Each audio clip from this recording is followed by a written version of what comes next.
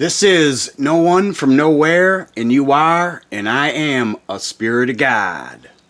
Today I want to talk to you about Jonah in the Bible is Oannes, Dagon, Enki, and the Pope, and they serve Marduk. NLT, Jonah 1:9 through 17. Jonah answered, I am a Hebrew, and worship the Lord, the God of heaven, who made the sea and the land. The sailors were terrified when they heard this, for he had already told them he was running away from the Lord.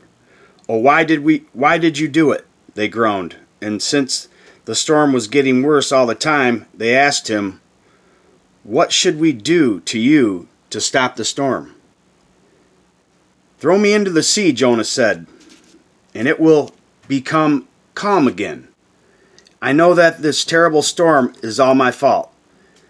Instead, the sailors rowed even harder to get the ship to the land, but the stormy sea was too violent for them, and they couldn't make it. Then they cried out to the Lord, Jonah's God. O Lord, they pleaded, don't make us die for this man's sin, and don't hold us responsible for his death. O Lord, you have sent this storm upon him for your own good reasons.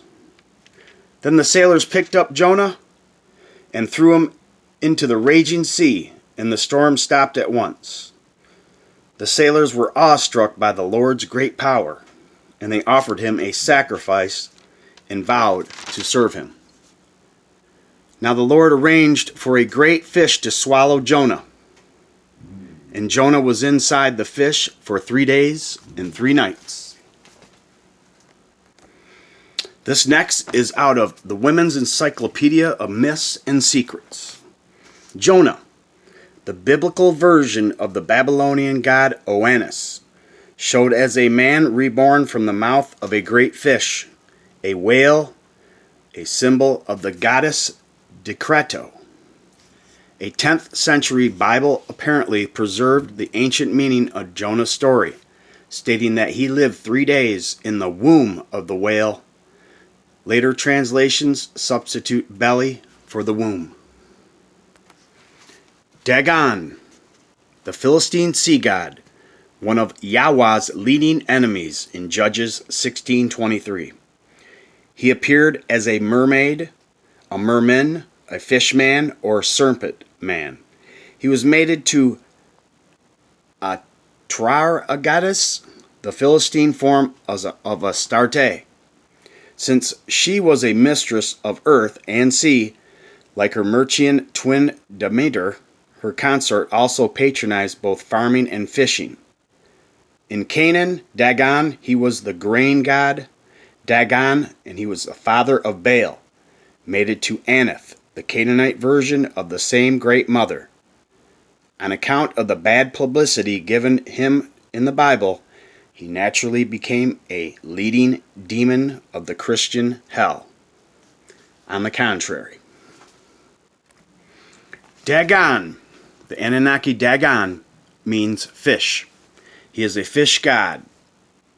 Origin is through agriculture. 1 Samuel 5:2 through 7. That only Dagon was left to him to mean only the form of fish was left.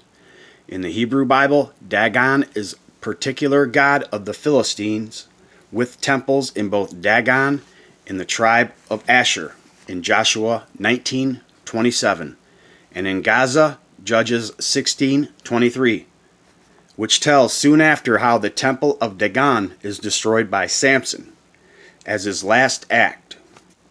King Saul's head was displayed in a temple of Dagon.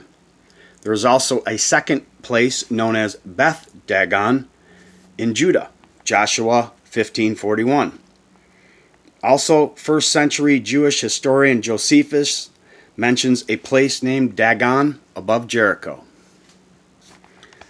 Apkala, Akkadian, and Abgal, Sumerian, are terms found in cuneiform inscriptions that in general mean wise. Apkala are 7 demigods, sometimes described as part man and part fish, associated with human wisdom.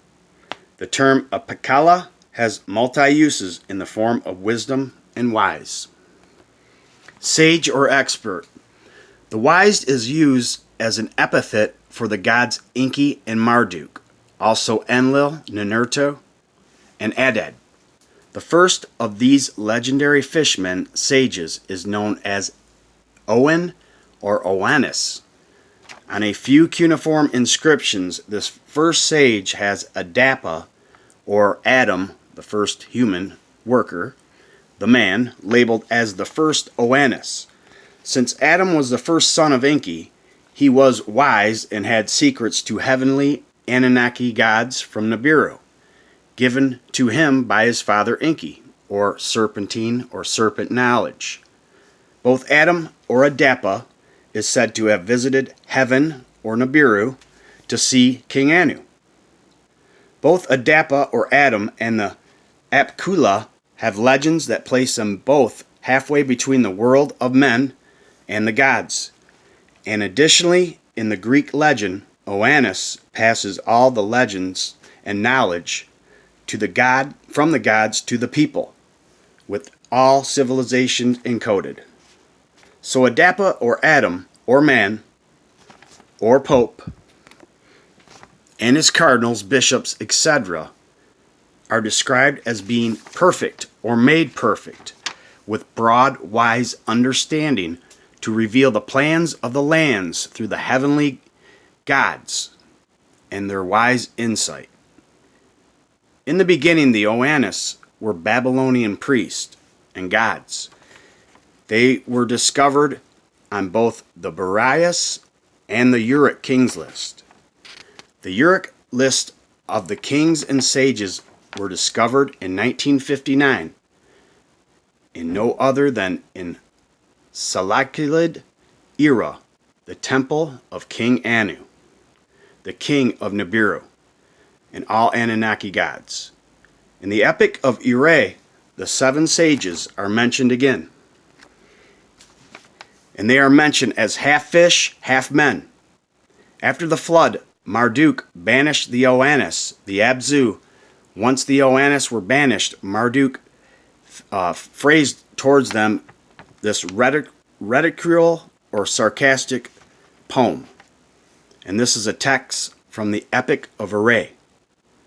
Where are the 7 Apkula or Oannes of the Abzu, the holy carp, who are perfectly in lofty wisdom?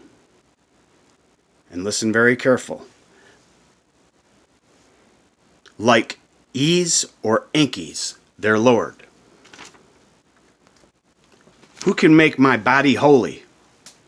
Clearly, the Oannes, or the Pope, to this day, wear a fish hat or mitra.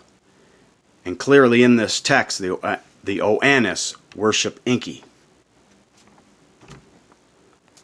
This is out of Wikipedia.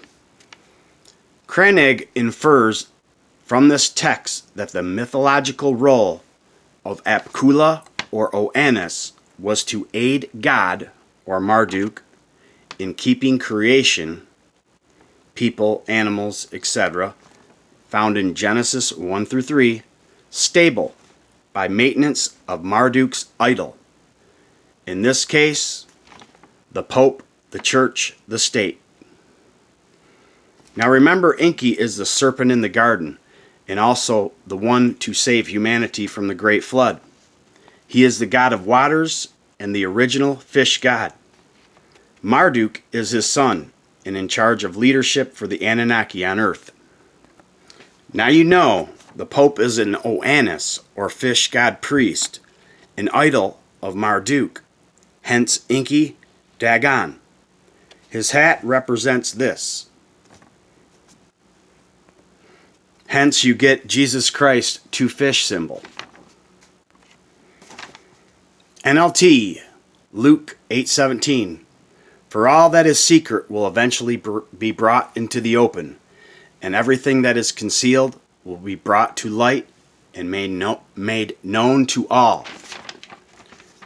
What did the fish say when he posted bail? I'm off the hook. Why don't fish like basketball? Because they're afraid of the net. You heard it first on Spirit of God. I love you, and so does God, and you are, and I am a Spirit of God. In Jesus' name.